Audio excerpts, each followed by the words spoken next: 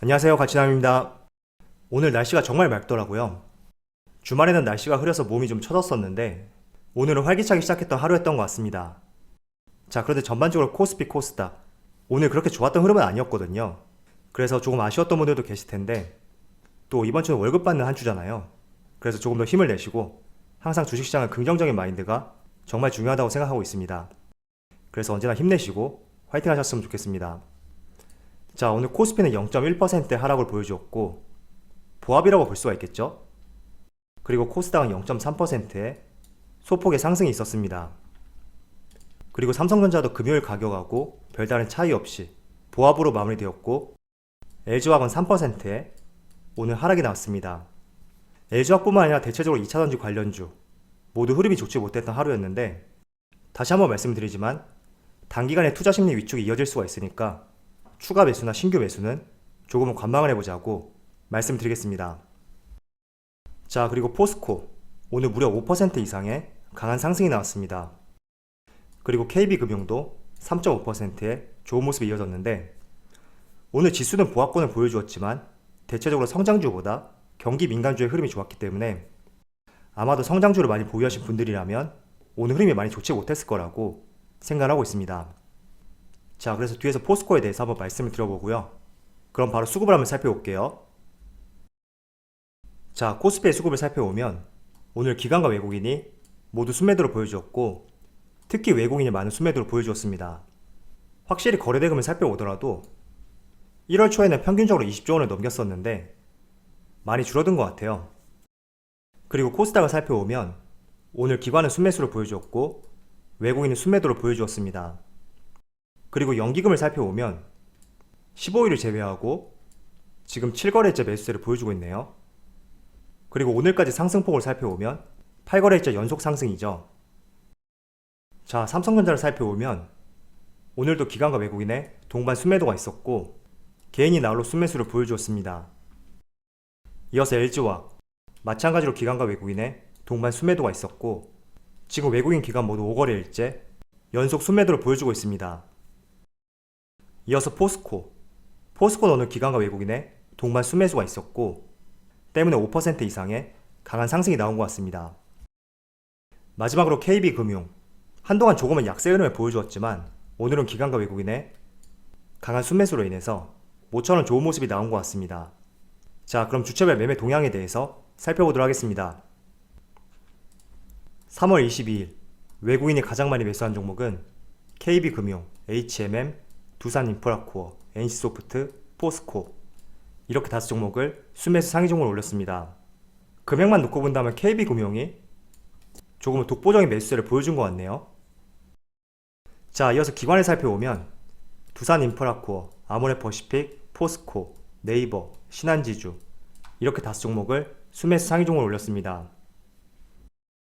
자, 마지막으로 개인을 살펴보면 삼성전자, 한국전력, 네이버, 현대모비스, LG화학 이렇게 5종목을 순매수 상위 종목으로 올렸습니다. 전반적으로 코스피 우량주, 대형주 중심으로 매수를 했네요. 자, 지금부터 다양한 이야기를 해보도록 하겠습니다. 3월 1일부터 20일까지 대한민국의 수출 성적이 발표가 되었는데 작년 동기 대비 약 12.5% 증가세를 보여주었고 반도체는 약 13.6%, 그리고 자동차는 약 13%의 증가세를 보여주었습니다. 그리고 석유 제품, 또 무선통신기기, 자동차 부품 모두 수출 증가세를 보여주었고 그리고 국가별로 따져봤을 때는 미국은 약 7.4%, 유럽이 37%, 중국이 약 23% 이렇게 수출 금액이 증가를 하였습니다. 자, 그 중에서도 중국하고 미국 같은 경우에는 대표적인 국내 무역수지 흑자 국가입니다.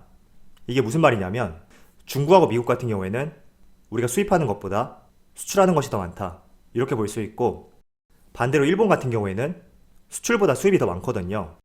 그래서 대표적인 무역수지 적자 국가라고 그렇게 볼 수가 있습니다.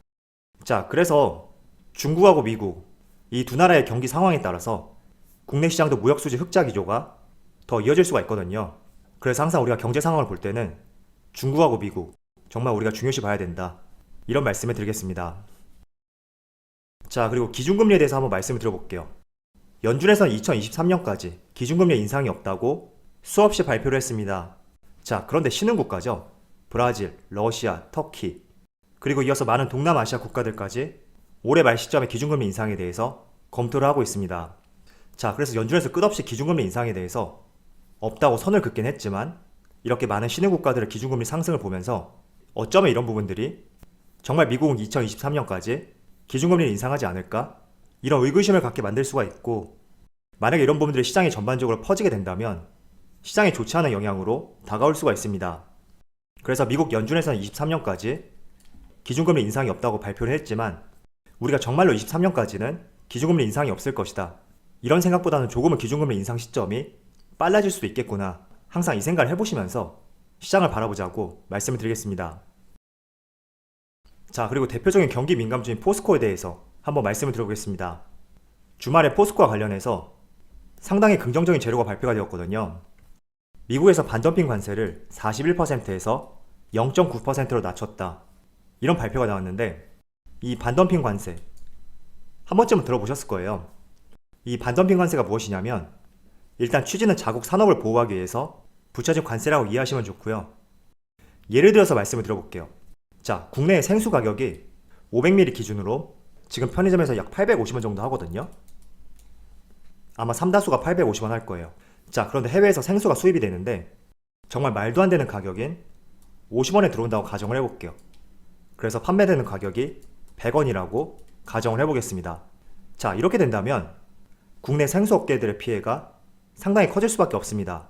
왜냐하면 가격 승부가 되지 않기 때문에 당연히 소비자들은 850원이 아니라 100원짜리 생수를 사 먹겠죠. 자, 그래서 이렇게 외국 물품들이 정상 가격 이하로 수입이 된다면 국내 생수 산업에 큰 피해를 입을 수가 있습니다. 그래서 이 100원에 팔지 못하게끔 하기 위해서 반덤핑 관세라는 것을 물리게 되는 것입니다.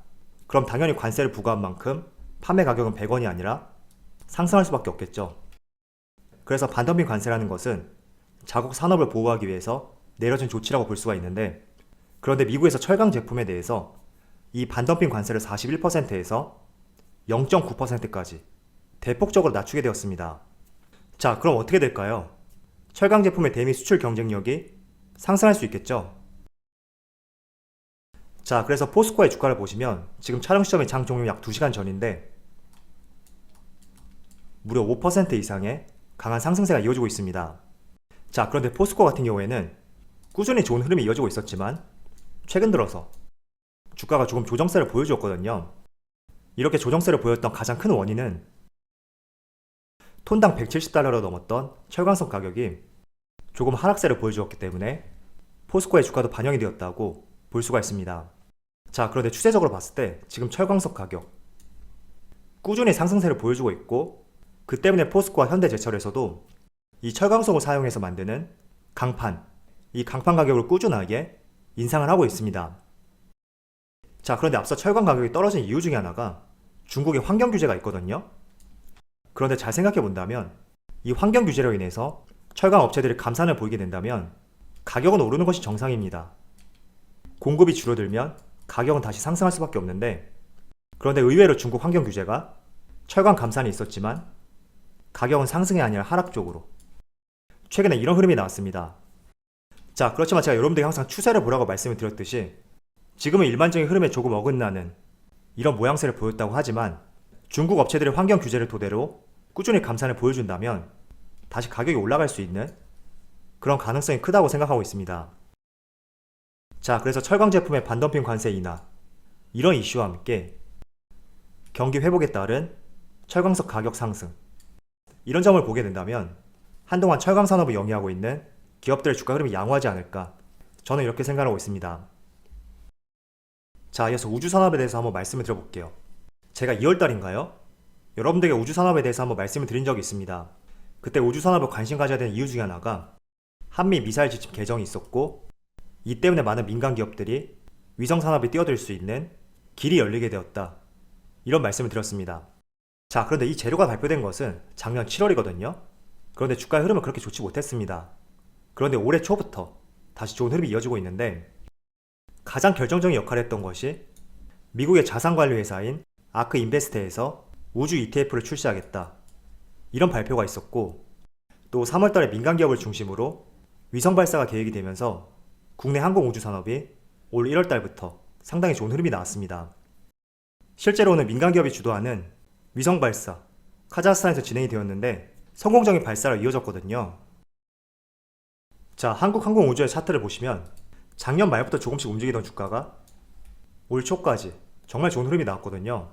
그리고 다시 조정세를 보였고 지금 다시 이렇게 상승 흐름을 보여주고 있는데, 일단 제가 촬영하는 시점만 본다면 지금 약 3% 이상의 좋은 흐름이 이어지고 있습니다.